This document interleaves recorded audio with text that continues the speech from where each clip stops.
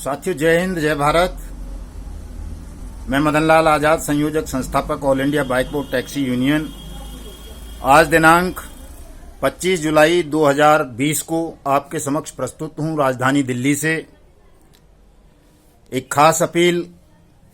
और खास सूचनाएं आप तक पहुंचाने के लिए। सबसे पहले तो जैसा कि आप सबको पता है कि all India bike board taxi union की बाइक बोर्ड स्कैम के संदर्भ में रिट पिटीशन जो रिकवरी के संदर्भ में थी वो 6 अगस्त को दिल्ली हाई कोर्ट में सुनवाई पर लगी हुई है और निश्चित रूप से उसका जो परिणाम आएगा वो तमाम बाइक बोर्ड स्कैम पीड़ितों के पक्ष में आएगा और वो एक गाइडलाइन बनेगी तमाम स्कैम पीड़ितों के लिए। दूसरा, जो हमारी क्रिमिनल रिट पिटीशन है बाइक बोर्ड स्कैम को लेकर के, हम ये चाहते हैं कि उसमें सीबीआई जांच हो और अनियमित जमा योजना पाबंदी कानून 2019 के प्रावधान लागू हों। वो भी सुप्रीम कोर्ट में रजिस्टर्ड हो गई है, उसमें बहुत जल्दी डेट फिक्स हो जाएगी और ये मामला आपका बहुत जल्दी सीबीआई के हवाले हो जाएगा और अनियमित जमा योजना पाबंदी कानून के लिए भी नोटिफिकेशन सरकार को जारी करना पड़ेगा। दोस्तों, मैं आपको मूलतः ये बताना चाहता हूं आज की इस वीडियो संदेश में कि जो ये हमारी रिट पिटीशन है सुप्रीम कोर्ट में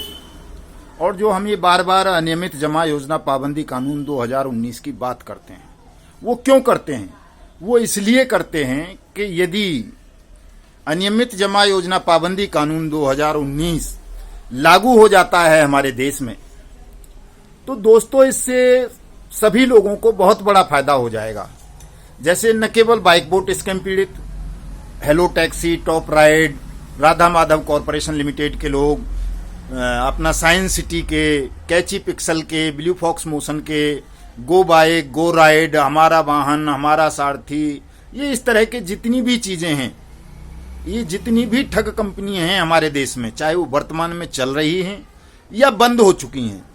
इन तमाम कंपनीज के जो पीड़ित हैं, जो इनकी ठगी का शिकार हुए हैं, उन सबको एक बहुत बड़ी राहत मिल जाएगी अनियमित जमा योजना पाबंदी कानून 2019 के रूल्स नोटिफाइड होने से। वो क्या राहत मिलेगी वो मैं आज आपको बता देता हूं, क्योंकि बहुत सारे साथी जो दूसरी कंपनीज के विक्टिम हैं, चाहे वो फ्यूचर मेकर के हों, एवरग्रीन के हों और जो भी साथी हैं, जितनी भी कंपनीज हैं, जिन कंपनीज के पीड़ित हमको फोन कॉल करके बार बार पूछते रहते हैं, उनके विषय में मैं ये बताना चाहता हूं कि ये हमारा जो याचिका है सुप्रीम कोर्ट के अंदर, जिसको हम परस्यू कराना चाह रहे हैं, जिसको लागू कराना चाह रहे हैं, उसका मकसद आप सब लोगों को लाभ पहुंचाना है। भले ही आप हमारे मेंबर हैं या नहीं, लेकिन हमारा लक्ष्य जो है वो यही है कि तमाम ठगी पीड़ित भाई बहनों को इसका फायदा मिले और उनका पैसा जो डूब जाता है इस तरह की ठग स्कीम्स में, वो उनको एक निश्चित समय सीमा के अंदर वापस मिले। क्यों मिले? क्योंकि हमारी पार्लियामेंट ने सर्वसम्मति से पिछले साल जुलाई 2019 में इस अनियमित जमा योजना पाबंदी कानून को पारित किया था। उससे पहले 21 फरवरी 2019 को महामहिम राष्ट्रपति ने इस कानून को एक इमरजेंसी ऑर्डिनेंस के साथ, जिसको विशेष अध्यादेश बोलते हैं, राष्ट्रपति के अधिकार क्षेत्र में होता है, उसके द्वारा इस कानून को उन्होंने लागू किया था अध्यादेश के माध्यम से। और वही अध्यादेश बाद में पार्लियामेंट में आया जुलाई 2019 में और उसे कानून का रूप मिला। इस कानून में ये प्रोविजन है कि कोई भी ठग कंपनी या कोई सोसाइटी या कोई और एजेंसी आपके साथ किसी भी नाम पर कोई जमा योजना स्वीकार करती है, आपका पैसा अपने यहाँ जमा करवाती है और आपका पैसा तय समय सीमा के अंदर, जैसा कि उसने वायदा किया है, वापस नहीं करती है, तो ऐसी कंपनी के खिलाफ एक कार्रवाई करने के लिए स्पेशल कोर्ट्स होंगी, स्पेशल अथॉरिटीज होंगी, स्पेशल ऑफिसर्स होंगे और वो 180 वर्किंग डेज के अंदर अंदर इन ठग कंपनियों के खिलाफ एक्शन लेकर के विक्टिम का पैसा डबल करके राज्य वापस करेगा। उसमें ये प्रोविजन है, सबसे अच्छा प्रोविजन यही है। तो मैं चाहता हूं कि ये कानून किसी न किसी तरह से इंप्लीमेंट हो जाए, सेंट्रल गवर्नमेंट इसके रूल्स को नोटिफाइड कर दे,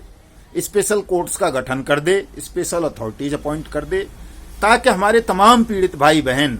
जो लाखों नहीं करोड़ों की तादाद में हैं, लगभग 10 करोड़ लोग इस वक्त सीधे सीधे इस तरह की ठग स्कीम्स का शिकार हैं। देश भर में लोग जिस तरह की ठग स्कीम्स बाइक बोट ने, राधा माधव कॉरपोरेशन लिमिटेड ने, साइंस सिटी ने, कैची पिक्सल ने, हेलो टैक्सी, टॉप राइड वगैरह वगैरह ने निकाली।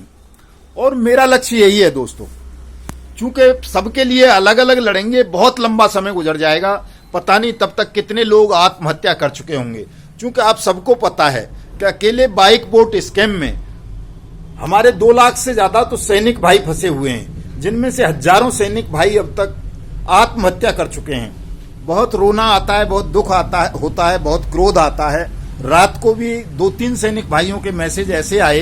कि मेरी मतलब आंखों से आंसू नहीं रुके और जो है हृदय फटने को हो गया कि यदि ताकत होती मेरे पास या कोई ऐसी शक्ति होती तो मैं ना हरामखोरों को जो है इनकी गर्दन दबोच देता, जिन लोगों ने इतना कष्ट दिया है कि हमारा सैनिक भाई आज सम्मान के साथ समाज में मुंह नहीं दिखा सकता, जी नहीं सकता।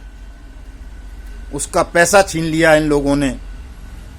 पैसा ठग लिया, उनकी मेहनत की जीवन भर की कमाई, उनके जीवन का सुख शांति सुकून छीन लिया, उनके बच्चों के मुंह का निवाला छीन लिया और अब सम्मान से जीने का हक भी नहीं रहा हमारे सैनिक भाइयों को। और सरकार है कि उसके मुंह पर ताला लग गया है, जुबान बंद है पूरी पार्लियामेंट की। चलो सरकार के लोग बेईमान हैं, ठग हैं, वो ठगों को बचाना चाहते होंगे चूंकि उन्होंने ठगों से कमीशन ली है। लेकिन इन विपक्षी पार्टियों को क्या हो गया है, इस देश के तथाकथित बुद्धिजीवियों को और मीडिया को क्या हो गया है, जिसको हमारे सैनिक भाइयों की पीड़ा दिखाई नहीं दे रही, किसान की पीड़ा दिखाई नहीं दे रही, मजदूर की नहीं दे रही, बुजुर्ग पेंशनर्स की नहीं दे रही। किसी को भी नहीं बख्शा इन ठगों ने, चाहे वो बाइक बोट के ठग हों, चाहे हेलो टैक्सी के ठग हों, चाहे RMCL के हों, चाहे आपके और किसी और कंपनी के हों। तो मैं आपको ये बताना चाहता हूं कि इन तमाम लोगों का जो दुख है, दर्द है, पीड़ा है, जो दिन रात लोगों को मौत की तरफ धकेल रही है और हमें भी परेशान करती है लोगों की पीड़ा। क्योंकि आप में से बहुत सारे लोग हमारी यूनियन के मेंबर हैं, तो जो मेंबर हैं उनकी पीड़ा तो हमें कम से कम लगेगी। लेकिन चूंकि सैनिक हैं तो देश की सीमाओं की जो रक्षा कर रहा है, किसान है, अन्नदाता है, वो उसी से हमें भोजन प्राप्त होता है, मजदूर है, हमारे देश का निर्माता है, वही देश का निर्माण करता है। अगर इन लोगों के साथ इस तरह का अपमानजनक व्यवहार सरकार करेगी कि कोई ठग सरकारी संरक्षण में उनके जीवन भर की जमा पूंजी को लूट ले, उनके सम्मान को लूट ले, उनका खून निकाल करके बाजारों में बेच दे और सरकार मौन हो जाए ऐसे गंभीर और घृणित प्रकरणों पर, तो क्रोध आना स्वाभाविक सी बात है दोस्तों। तो जो क्रोध मेरे मन में है, मैं चाहता हूं वो समस्त देश के मन में पैदा होना चाहिए, ताकि हमें सरकार की गर्दन पकड़ लें, सिस्टम की गर्दन पकड़ लें और इनको मजबूर कर दें अनियमित जमा योजना पाबंदी कानून 2019 लागू करने के लिए, ताकि तमाम लोगों का पैसा 180 वर्किंग डेज के अंदर अंदर सबको दोगुना होकर के वापस मिले। हालांकि हम सुप्रीम कोर्ट गए हैं इस केस को लेकर के, लेकिन आप सबको पता है कि न्यायपालिका भी केंद्र सरकार के दबाव में काम करती है आजकल। इसलिए हमें खड़ा होना होगा न्यायपालिका के पक्ष में। न्यायपालिका को वो शक्ति देनी है कि कोई भी केंद्र सरकार, कोई भी बेईमान मिनिस्टर, कोई भी न्यायपालिका पर दबाव नहीं बना सके और न्यायपालिका स्वतंत्र होकर के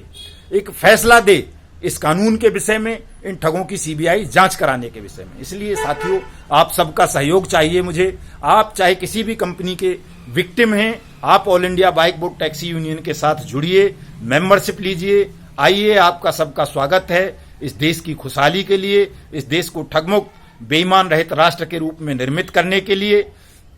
और आप सबके सुख समृद्धि और शांति के लिए। क्योंकि जितना भी ठगी पीड़ित है, 10 करोड़ से ऊपर ठगी पीड़ित है इस वक्त देश में, उन सबको न्याय तभी मिलेगा जब सब एकजुट होंगे आप, और एकजुट होकर के, क्योंकि सड़कों पर अभी हल्ला नहीं मचा सकते, कोविड-19 का प्रकोप है,